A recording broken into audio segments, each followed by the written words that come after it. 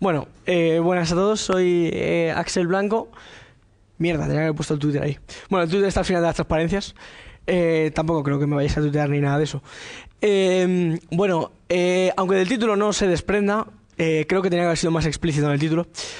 Voy a dar una charla sobre librerías matemáticas en Python. Por eso se llama la serpiente que es sumar, porque Python es una serpiente y que es sumar. Bueno, salvando símiles con el título de las transparencias, la presentación la había dividido en tres partes. Una parte un poco más introductoria. Oh, mira, una feature. Si pongo el láser se vuelve al principio.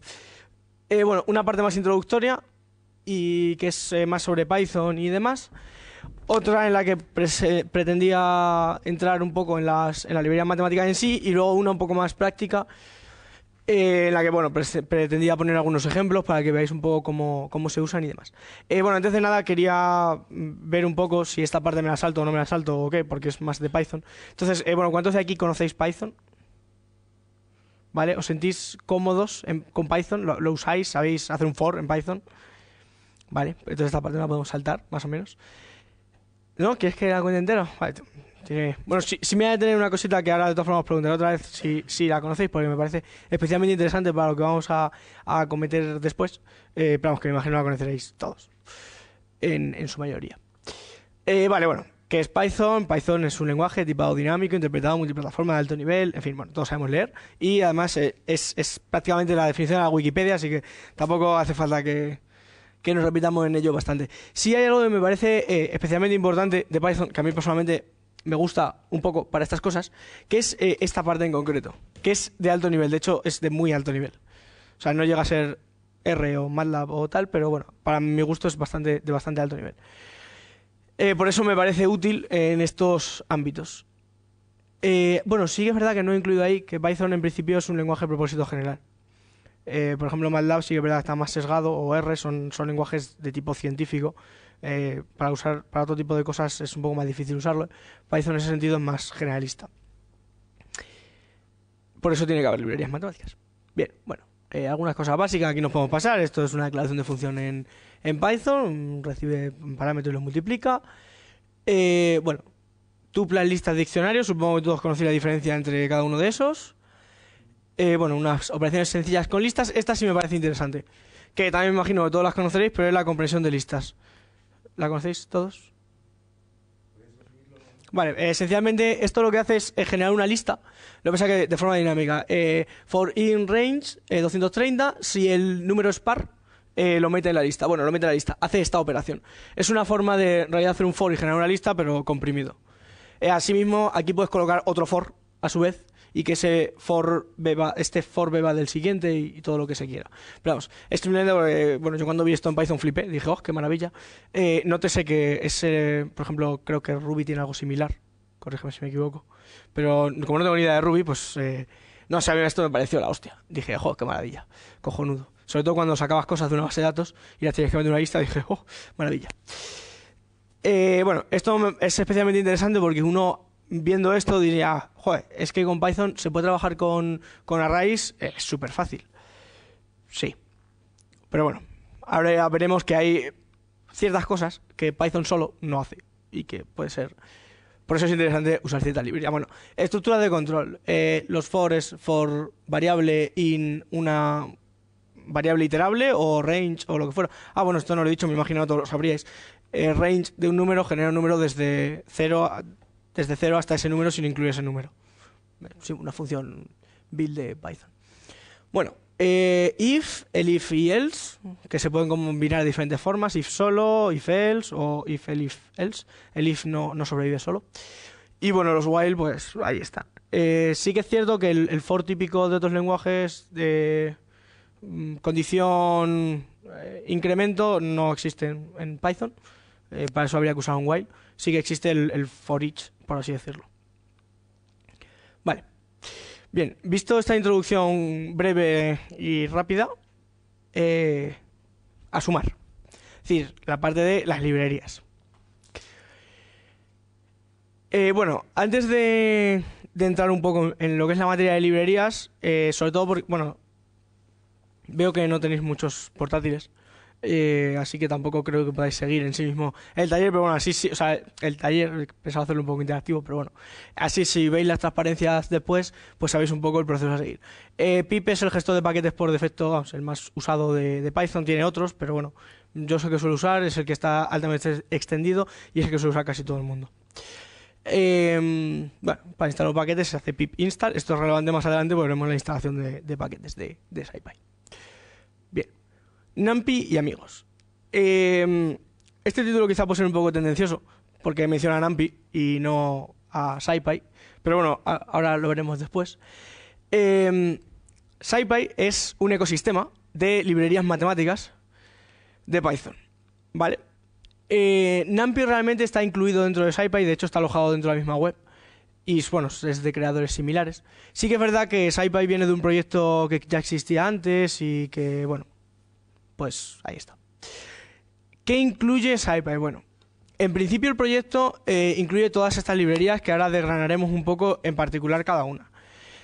Sí que es cierto que no hace falta tenerlas todas, aunque la mayor parte de los proyectos o sea, cuando te bajas SciPy suele venir todo, es decir, por ejemplo en Windows, cuando te bajas paquetes enteros. Sí que es verdad que en Linux, como tienes que instalarlo por separado, pues te da igual, puedes instalar lo que quieras.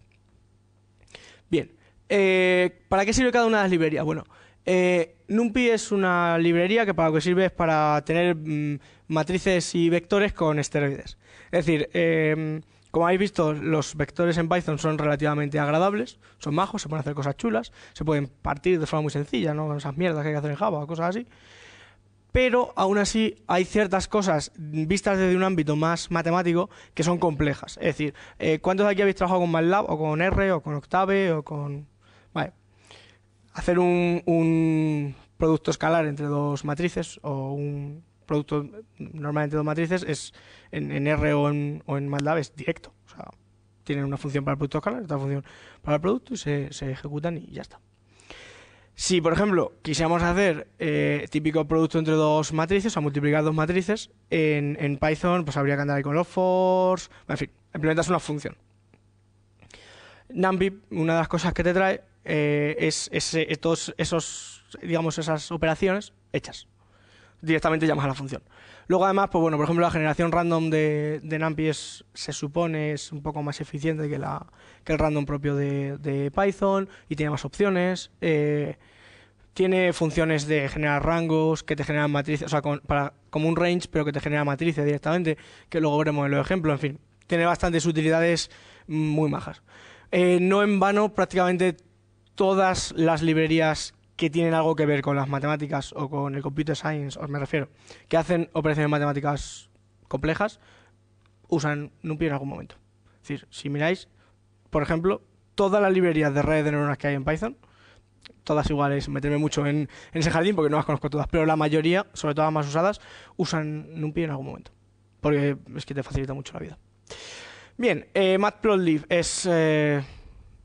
desde mi punto de vista y en general, lo que dice la gente, la librería de ploteo de referencia en Python. Tiene, bueno, por defecto hace plots en 2D. Hay un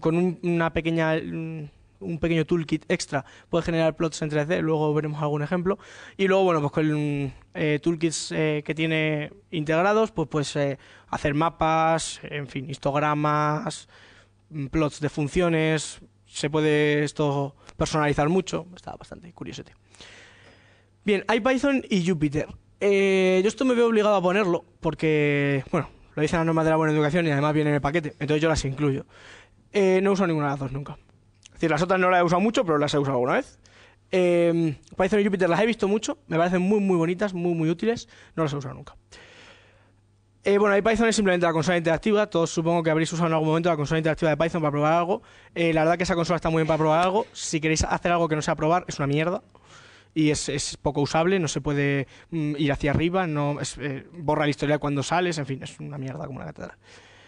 Pues bueno, IPython es una consola un poco interactiva, un poco dopada, que bueno, pues, te hace algunas cositas chulas. Jupyter, lo veremos un poco luego más en detalle.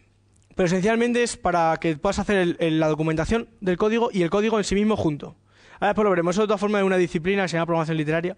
Hay una charla hace 2 jornadas o 3 del GUL que dio Carlos Linares, que para mí fue una charla excelente. Sí que es verdad que él la hizo en Emacs, porque es lo que usa, y a mí me parece un infierno, sinceramente. Usarlo todo, instalarlo, me parece muy complejo. Con Jupyter prácticamente es trivial, no tiene mucha historia. Bien. Pandas no tiene, es parecido a NumPy, solo que no trabaja con vectores y matrices. Pandas lo que te añade es estructura de datos. Es decir, supongo que todos, si habéis entrado en MATLAB, no sé si hay, en R seguro. Yo entré en R, descubrí que podías importar un CSV que te construía una cosa llamada DataFrame, que eso era la hostia, que hacía magia. Y dije, me quedo aquí para siempre. Bueno, pues Pandas te da DataFrames, entonces ya te puedes ir de R y no volver nunca. No, por nada, R está muy bien, pero es un poco raro. Y bueno, por último, SymPy es una librería de matemática simbólica. Yo a día de hoy sigo anonadado con esta librería, expectante por las cosas que ofrece y sin tener ni idea de para qué sirve exactamente. Pero hubo cosas que me parecieron muy chocantes. Yo la he metido porque está en el paquete, pero me parece útil, sobre todo para la gente que se dedique a matemática simbólica, que no es mi caso. Oh, inesperado, he pasado demasiado rato hablando. Esto es una alarma. Vale. Y bueno, por supuesto, como ya he dicho antes, pues SciPy es el ecosistema en el que todo esto se engloba. Yo creo que simplemente es una web en la que tenerla todo junto, porque realmente puedes hacer las cosas por separado y no pasa nada. Sí que es verdad de todas maneras que SciPy en sí mismo es una librería.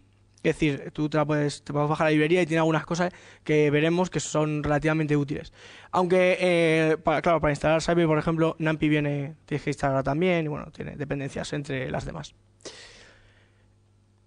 Bien, bueno, instalarlos es tan sencillo como hacer pip install y cosas, ponerlos ahí.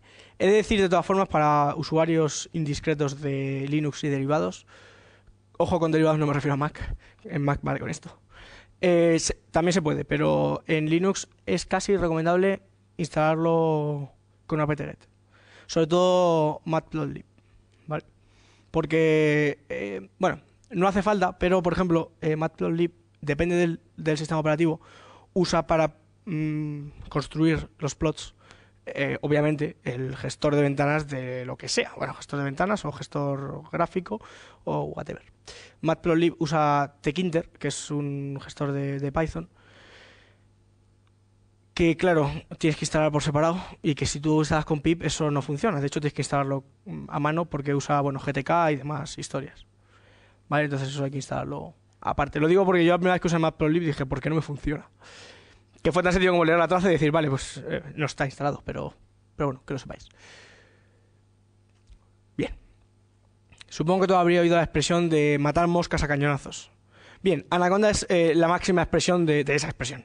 Es literalmente el cañón que mata a las moscas. Es una distribución abierta. Digo abierta porque literalmente su web pone open, ¿vale? No es libre. De SciPy y más cosas, añade algunas características extrañas. Si os fijáis en el pequeño disclaimer, ¿vale? Muchas funcionalidades son de pago, aunque es muy recomendada para usuarios de Windows, porque te lo baja todo, te lo monta ahí sus historias y tira. Realmente es una aplicación, quiero decir, Anaconda, hay una empresa que lo vende, comercializa con ello, y tiene Anaconda muchas capas. La más básica es la libre, la gratis, la abierta. Todas las demás, pues, you pay y pues tirar para adelante.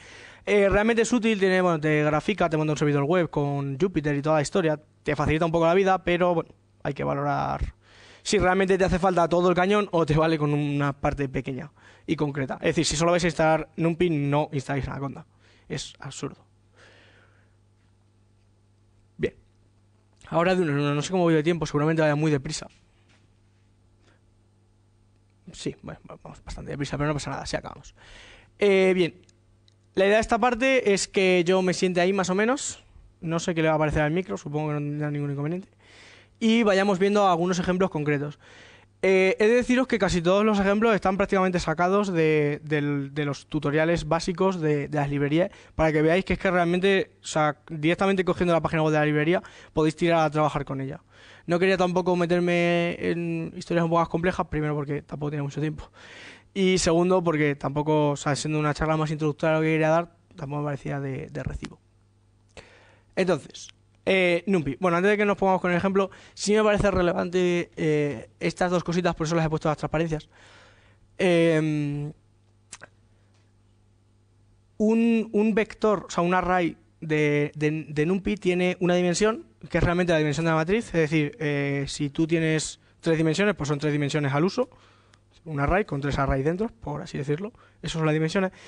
Pero también tiene una forma, un shape, que es realmente, esa es normalmente, de hecho creo que siempre, bueno, no, normalmente, es un vector también, de n posiciones, tantas como dimensiones. Un segundo, Javi. Y que realmente es n por m, o sea, te dice el número de columnas y el número de filas, por así decirlo.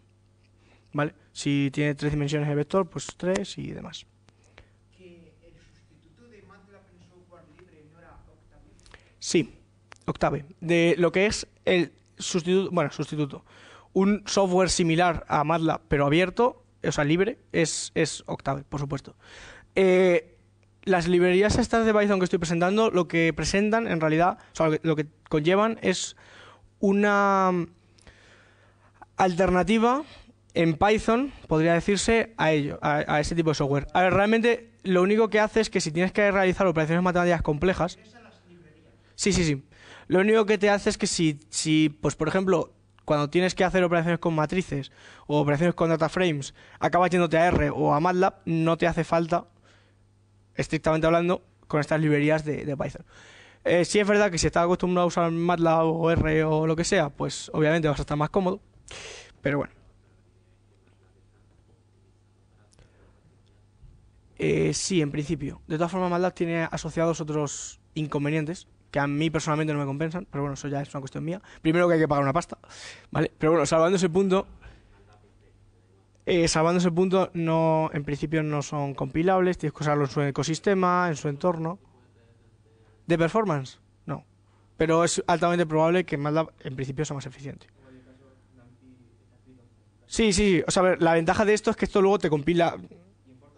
Sí. Eso es a lo que eso es lo que iba a decir después, pero está bien que nos adelantemos. Realmente, muchas de estas librerías por debajo están hechas en Fortran.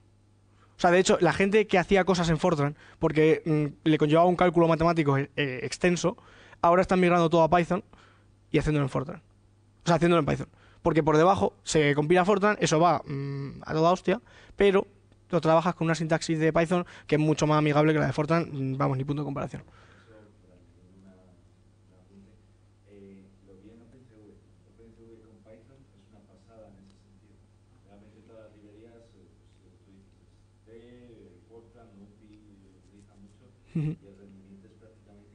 Sí. Es que en el fondo con OpenCV pasa lo mismo que con este tipo de librerías. Todo eso luego va compilado a C o a C++ y entonces... O sea, es simplemente un wrapper en realidad. Entonces no estás perdiendo performance porque en el fondo está usando por debajo todas esas cosas que van a toda leche. Lo que pasa es que no te hace falta conocerlas. Vale. Bueno, una pequeña cuestión. No se ve, ¿verdad? No se ve. ¿Ahora se ve mejor?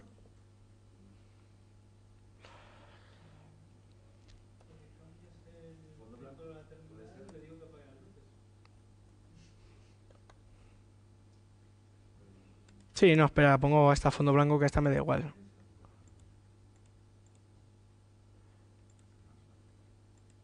Ay, no es white on black. Esto las cosas del directo. Mira además que está mirando desde los colores de la presentación. Vale. Ahora el prompt se ve feo, pero bueno, vamos a tener que aceptar pulpo. Vale. ¿Eh? Sí, espera un segundo que tengo abierto esto. Voy a terminar de entrar. ¿Ahí bien? Vale, bueno, ¿cuántos conocéis Virtualem? Supongo que la mayoría, ¿no? Virtualem. Porque me gusta Virtualem, cada uno tiene sus vicios. Me meto yo con los tuyos, por no tener con los míos. No, a ver, o sea, no sé. De hecho, no conocía lo que me... O sea, yo es que yo usando Virtualem desde que entré en Python y no se me ocurre mirar alternativas, ¿eh? Igual es mejor. Coge el micro. Si es para que se quede apuntado. Si está verde... Que, a ver, tampoco sé mucho del tema, pero he usado ambos y... no me metas el micrófono en la boca. Y Y son diferentes, a ver, son bastante diferentes, de filosofía y de muchas otras cosas. Entonces, no diría que uno sea mejor ni peor. Es cuestión de gustos, incluso dentro de... Es más para gestionar las versiones de Python que tienes instaladas, más que los entornos virtuales. Entonces, puedes tener entornos virtuales dentro. ¿Sabes? En vez de crearte y Ah, decirte, me creo un entorno virtual ya. y digo, quiero usar este intérprete, es un gestor de intérpretes. Así que Vale. bueno, eso era todo. Ah, pues eso es que no lo conocía. Sí que es verdad de todas formas que yo de forma residual mantengo aquí Python 2.7 como por defecto, no sé muy bien por qué. Porque cada vez que creo un proyecto nuevo creo un virtualenv con Python 3.5. Entonces, pues, bueno. Igual sería un momento eventualmente de cambiarlo, pero... Ya. Bueno, realmente simplemente un virtualenv es una cosa que también instalas con pip install virtualenv y te crea un entorno virtual donde si instalas paquetes de pip se te instalan solo en ese entorno y no en todo el equipo. Se suelen usar sobre todo cuando es posible que las versiones que vayas a usar en un entorno concreto no sean las mismas que las de otros. Bueno, está bien para gestionar versiones concretas. Suele ser recomendable para cualquier proyecto, la verdad. Entonces simplemente, bueno, eso te genera una carpeta que tiene una carpeta bin dentro de esa carpeta que tiene un script que se llama activate, que si haces un source, pues te activa el virtualenv. Ahora aquí, si nos fijamos en el prompt, pues pone VM, que es como se llama el virtualenv, y ya está. Claro, si yo ahora mismo me he salido, si yo aquí hago Python menos version, tenemos que esto es la 2.7. Si vuelvo a activar el virtualenv y hago Python menos version, esto es Python 3.5, ¿vale? No tiene mayor historia, pues bueno, en este virtualenv ya tengo instalados todos los paquetes y todo. Entonces, estamos con NumPy, ¿no? Ahí estoy ya en SRC, bien. Pues vamos a ver. Vale, main NumPy. Vale, este se vuelve a ver mal, ¿verdad? Ah, bueno. Este es el archivo que he hecho de ejemplo de NumPy. Realmente no tiene mucha historia, más allá de, bueno, crear un par de matrices, un vector primero y luego una matriz. Bueno, las imprimo simplemente porque ahora las imprimimos para verlas. Y luego, pues usar un par de funciones que son muy básicas, pero bueno. Imprimir estos atributos que os decía que estaban por ahí. Y luego, para que veáis aquí, esto de aquí, no sé si sí se ve. Lo que está haciendo es multiplicar dos matrices, celda a celda.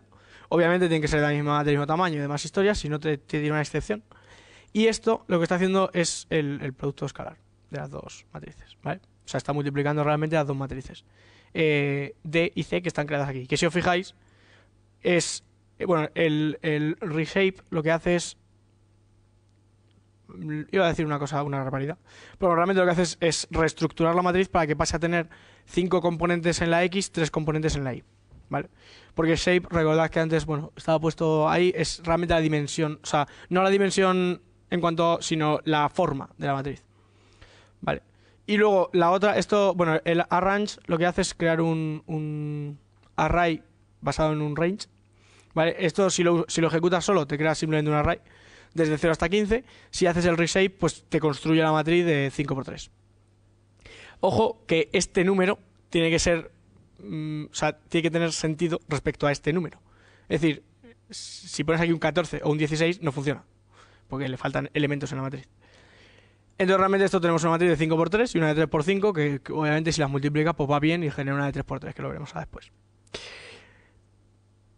Bueno, evidentemente al principio he importado el paquete NumPy, lo he llamado NP, esto es un alias de Python para poder usarlo de forma más sencilla.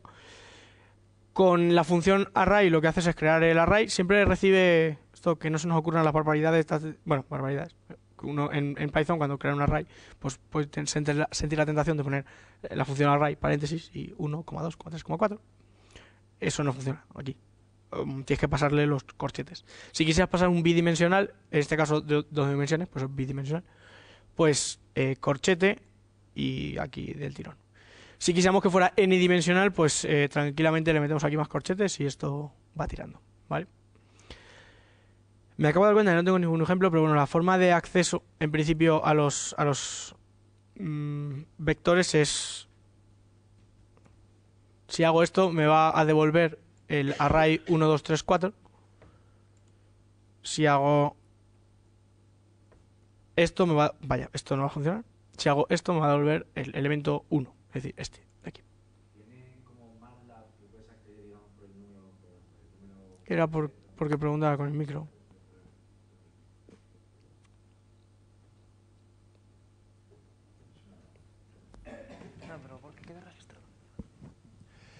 Tiene como MATLAB en este caso, que si le recuerdo bien, porque no soy muy experto en MATLAB, puedes acceder, digamos, un índice absoluto, en plan de 0 a 15, lo que te ocupe tu matriz, y luego por coordenada, digamos, o es un número fijo. ¿Sabes lo que te quiero decir? Sí. ¿Una lista de n elementos te refieres? Por ejemplo. En principio tienes que hacer por coordenado. Aunque sí que hay, ahora mismo no estoy muy seguro de cómo, pero bueno, hay una función que te lo devuelve en formato vector. Vale. Vale. De todas formas, eso se ve mejor con los data frames, que lo veremos luego después. Porque los data frames sí literalmente te lo puede devolver como un del tirón, o puedes, bueno, filtrar un poco. Pero vamos, ahora después, sí, en principio hacéis por coordenadas. Vale. Una cosa. En Python, para acceder puedes acceder a las posiciones de la lista, y tú, por ejemplo, le pones la posición -1, se va a la última. ¿Aquí cómo lo lleva? En principio creo que igual de bien. La verdad que no se me ha ocurrido probarlo, lo probamos después si quieres. Pero vamos, es... o sea, esto en AMPI lo único que hace es que te facilita un poco algunas cosas, pero por debajo son listas. Bueno, si ejecutamos el de MindNumPy, bueno, como podemos ver, nos ha generado primero la lista de 1, 2, 3, esta primera que creamos. Luego la matriz bidimensional, esto directamente es imprimiendo la variable tal cual. Que bueno, pues lo imprime así. Esto, claro, esto es porque hemos accedido a la posición 0, 0. Y luego la de 3 dimensiones, bueno, la de 3×5 y la de 5×3, que como podéis ver son transpuestas. No están transpuestas, de hecho, simplemente están... bien, entonces, esto es, digamos, la forma de la matriz primera, perdón, de la matriz segunda, ¿vale? Que es 5×3. Esto es la dimensión, que es de dimensión 2. Realmente, si tuviéramos, por ejemplo, de dimensión 3, aquí en la forma tendríamos que tener 3 componentes. ¿Vale? Y bueno, por n dimensiones, pues n componentes. Y luego int64, esto simplemente estaba por aquí la función, es el tipo de dato que contiene la matriz. Vale, que está aquí imprimido. Vale. Data type bueno, el nombre de data type, esto es por las cosas de los sujetos de Python. Y entonces aquí tenemos el producto 1 a 1 que entre esta matriz, la B y sí misma, que evidentemente pues es 1 por 1, 1, 2 por 2, en fin, son cuadrados realmente. Y luego aquí lo que tenemos es el producto escalar, creo que sí es el producto escalar, que pues es naturalmente fila, producto vectorial. Eso es, efectivamente. Bueno, el producto normalmente de dos matrices, que es... realmente si miramos es, bueno, fila por columna. Si echamos la cuenta, yo la eché antes para comprobar, está bien. O sea, da 90. Y bueno, pues simplemente, como podéis ver, hemos pasado de tener que hacer ahí un for extraño con todas las mierdas propias a poner .dot, que en el fondo hará un for extraño, pero no da igual. Vale. Entonces, lo que me decías, Adri no está. Sí está. Lo que me decías, NP...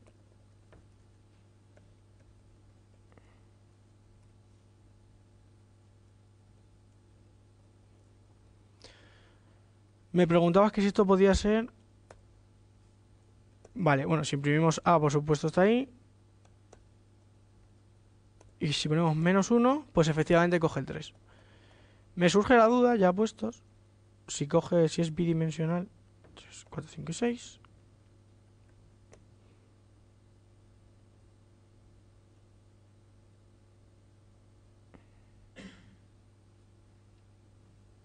No sé qué le pasa. Data type.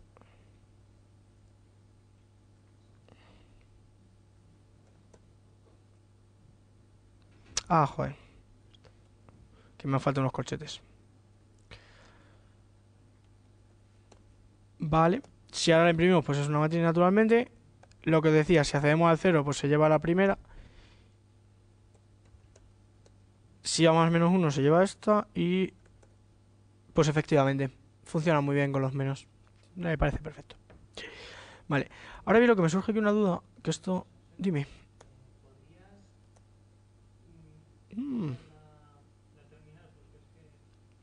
Se está acordando, ¿verdad? Vale.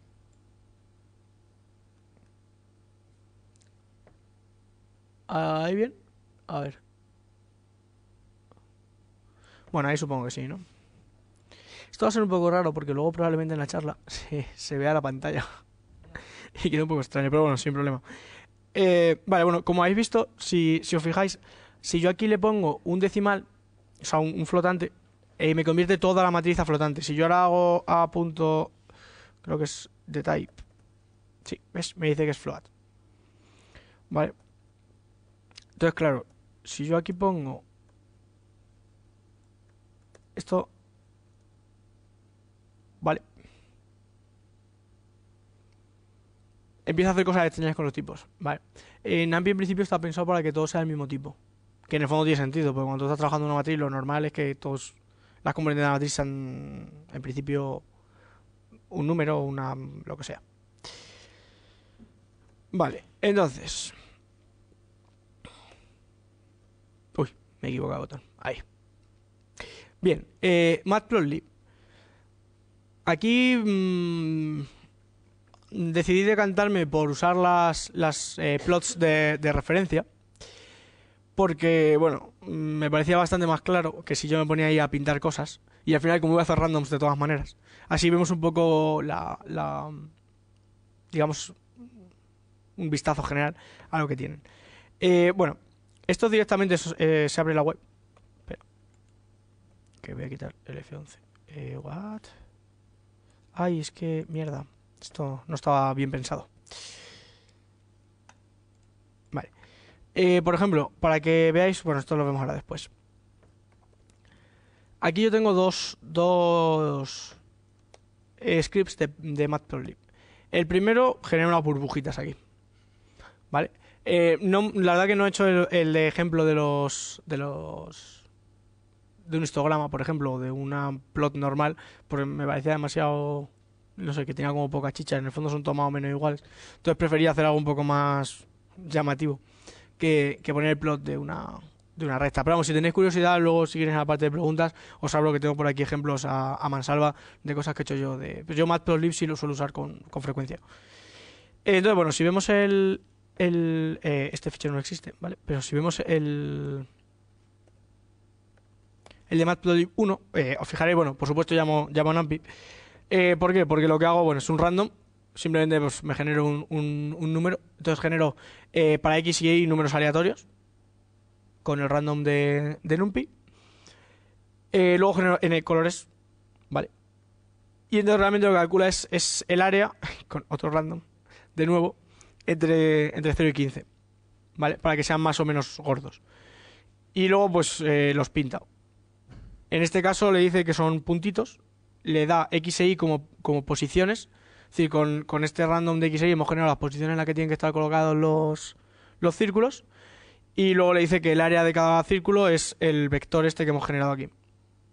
Vale. Vale. Y bueno, le dice que el alfa de 0,5 para que... O sea, esto es para que veáis que se pueden personalizar mucho. Le puedes personalizar el color que en este caso está generado también aleatoriamente, el color de los circulitos para que sea diferente. Le puedes personalizar el canal alfa, que es la transparencia, en fin. Puedes hacer un poco lo que quieras. Ahora mismo aquí está puesto está llamada función show de Matplotlib, que esto lo que hace es que te la muestra por pantalla. Por el mismo precio tiene una función save, que lo que hace es que te lo guarde en un fichero. Vale. Es simplemente... O sea, decidí mostrar todos por pantalla porque me parecía más bonito. Entonces, bueno, si volvemos a ejecutarlo y nos fijamos, pues, claro, como los centros están colocados de forma aleatoria, algunos se superponen, otros literalmente quedan tapados por el original, unos son diminutos, otros son muy gordos, en fin, es un poco aleatorio. No me había fijado en el fisor este. Vale, el otro ejemplo que tenía de lo que es el código para verlo, porque era relativamente sencillo, los otros dos ejemplos que os voy a poner directamente los ponemos porque el código es bastante largo y bastante complejo. Entonces tampoco me parecen representativos para que veáis lo que se puede hacer con ellos, pero tampoco me parecía que tuviera sentido ponernos a verlo ahora. Bien, el otro es esto. Es simplemente para que veáis que se pueden generar figuras en 3D. Pues bueno. Vale. Si ven... no, esto es... ¿Ve? Cosas... Pensaba yo que era solo mira, la puedes poner boca abajo y todo. No sé qué he hecho con ella. Sí, se pone boca abajo. Fascinante. Cosas que descubre uno todos los días. Yo de todas formas he de admitir que muchas de estas librerías las había usado para algunas cosas concretas, pero hasta que no me he puesto a hacer la charla no me he dado cuenta de las de cosas que tenía. Que he dicho, joder. Vale, un segundín, ya echamos un ojo al código. Este es bastante, no me voy a detener tanto porque es bastante más engorroso, ¿vale? Es corto aún así, pero bueno, es bastante más engorroso. Bueno, sí que tiene un concepto interesante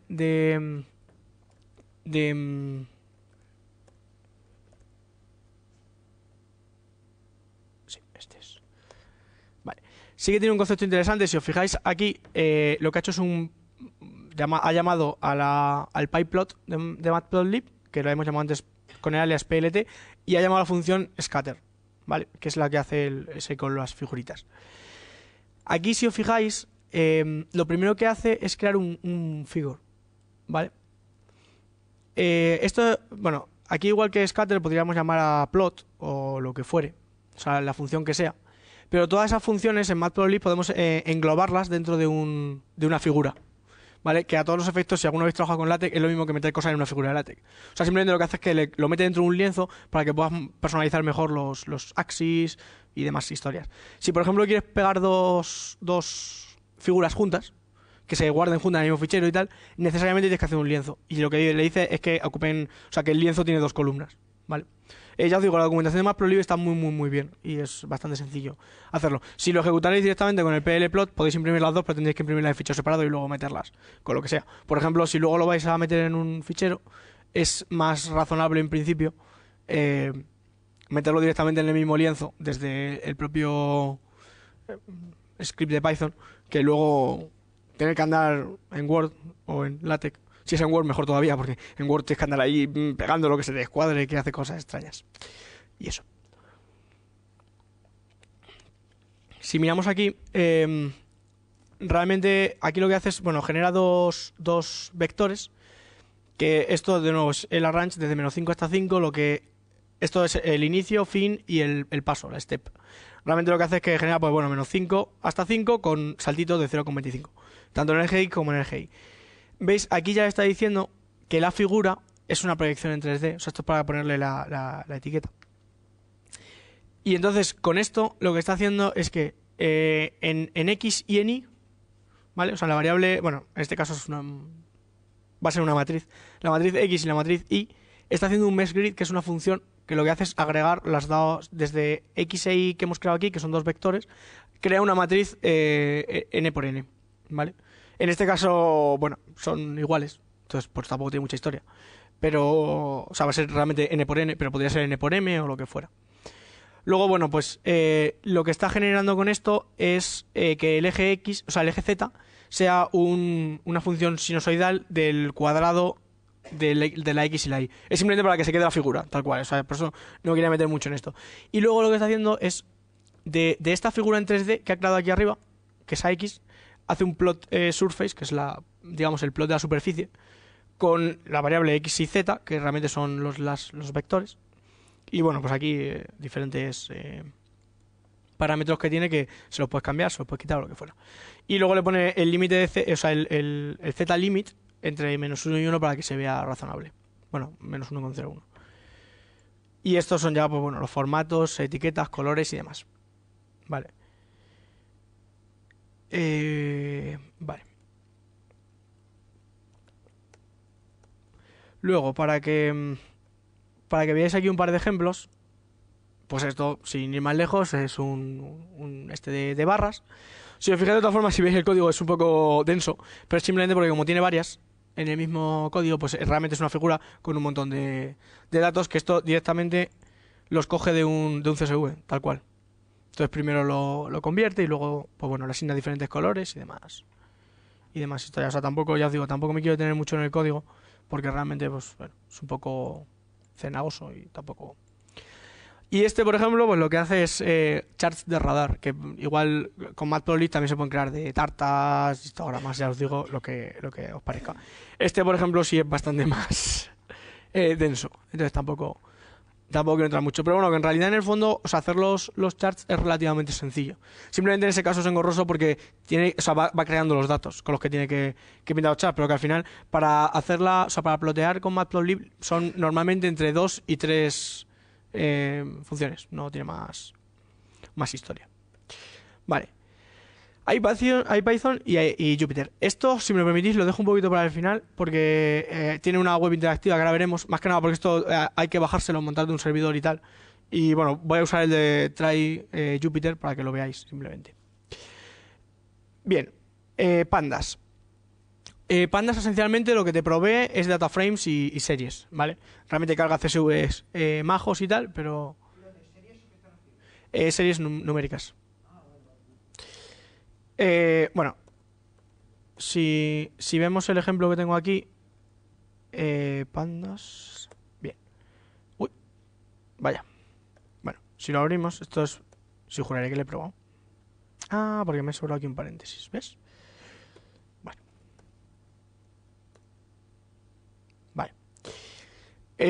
Bueno, esto de todas formas abro el código y lo vemos, pero para que veáis, esencialmente lo que hago en el código es generar un data frame aleatorio. Entonces, si os fijáis, el data frame tiene 4 columnas, que son A, B, C y D, y luego aquí lo que hago es que genero fechas. Vale, entonces esto, a todos los efectos, si importáis un CSV o un Excel, vamos, un CSV, con pandas, convirtiendo un data frame de pandas, pues se queda con este formato. Que realmente lo mismo que pasaría si importáis un CSV a R, por ejemplo, que realmente os construye este data frame.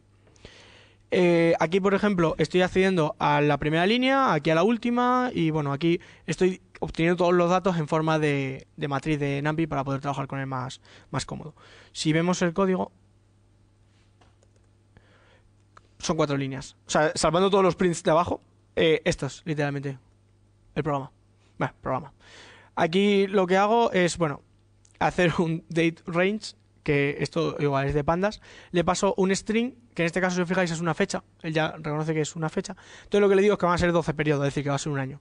Entonces lo que hace es que de este 2016-0101 me crea 2016-0102, 0103, en fin, todo eso. Esto me genera un vector. Y entonces yo lo que hago aquí es que construyo un nuevo data frame con random de 12 filas y 4 columnas. Esto es porque le tengo que pasar datos. Entonces esto realmente es el random de NumPy. Como índices van a ser las fechas, o sea, como índices en el tiempo. Y las columnas, pues simplemente me creo una lista que esté con A, B, C, D. Y entonces pues, por eso las columnas son A, B, C y D. Y luego aquí, pues bueno, voy accediendo de diferentes maneras. Esto creo que no se ha visto. Una vez haces el value, la forma de acceder es del tirón. ¿Vale? No tiene mayor historia. De todas formas... sí, mira, si os fijáis aquí, he accedido al 00, que es este de aquí. ¿Vale? Luego, por ejemplo, si trabaja con números decimales, esto se guarda todo el número decimal de Python. O sea, quiero decir, se guarda todo el dato. Cuando lo pinta, normalmente trunca. Vamos, redondea. Pero en el fondo tiene guardado todo el dato. Vale. Bien. Y por último, SymPy. De esto no tengo script, porque me parecía mucho más bonito verlo en la terminal live de esta. ¿Por qué? Bueno, esta librería realmente lo que hace es cálculo simbólico. No se ve muy bien, ¿verdad? No, por encima entre que baila. Vale. Lo que hace es cálculo simbólico. ¿Vale? Entonces, por ejemplo, aquí me ha creado los símbolos X, Z, o sea, X, Y, Z y T. ¿Vale? Entonces, si yo aquí en la consola interactiva escribo X, por ejemplo, ¿veis? Mi primera X. Y yo, por supuesto, puedo decir que X más T es igual a Z. Vale, esto no porque es una asignación. ¿Vale? Realmente es para cálculo simbólico. Entonces lo que está haciendo es construir funciones. Vamos, construir simbolismos. Si yo, por ejemplo, es que cuando lo vi me pareció muy, muy interesante. ¿Vale? Aquí realmente lo que está haciendo es construir un polinomio. ¿Vale? Que lo podéis ver aquí. Que es un polinomio relativamente tal. Y con la función .series, diciéndole la X y, bueno, pues hasta qué grado y tal, te genera la serie de Taylor. Del tirón. Luego tiene otra cosa muy mona, que es que desde interactivo, si le das show math as, a mí esto me flipó, latex command, te puedes copiar el LaTeX y pegarlo en tu memoria tranquilamente y te olvidas de copiar mierdas, ni historias, ni nada. Luego además aquí abajo si quieres puedes cambiar el output format, pero a mí es que me gusta el LaTeX, es muy bonito. Y bueno, eso, o sea, la librería es muy amplia, tampoco quiero entrar mucho en ello porque yo no la he usado mucho, pero bueno, en general es para el cálculo simbólico, entonces hay voy a intentarlo, a ver si me sale. Menos seno de x cuadrado más coseno de x cuadrado. Bueno, por supuesto, si tú pones seno coseno, ¡ay! Oye, espera, ¿el símbolo de cuadrado no es flechita para arriba No. al cuadrado? No, en Python es por, sí. Vamos, en todas estas librerías matemáticas.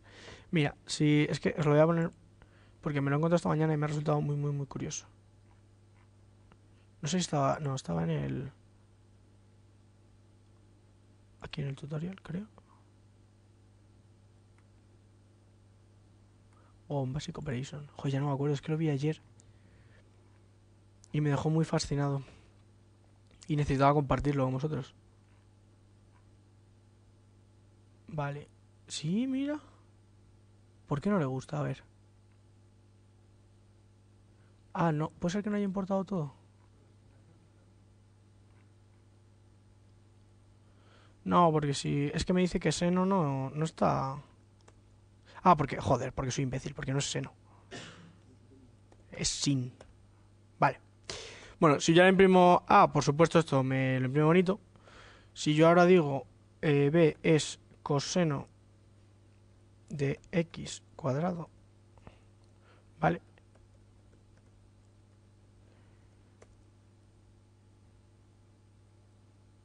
Oh, que mal, he metido mal lo que era, bueno, estaba por aquí, si no, me lo copio vilmente del ejemplo. Bueno, esencialmente es que hace las conversiones, estas magníficas que hacemos en el instituto, de que si el seno cuadrado, si el seno de x cuadrado equivalía a otra expresión con senos, cosenos y demás, hace las conversiones solo. Entonces, si tú le pones dos expresiones que son iguales, aunque tengan forma diferente, te lo recalcula y te dice, son iguales.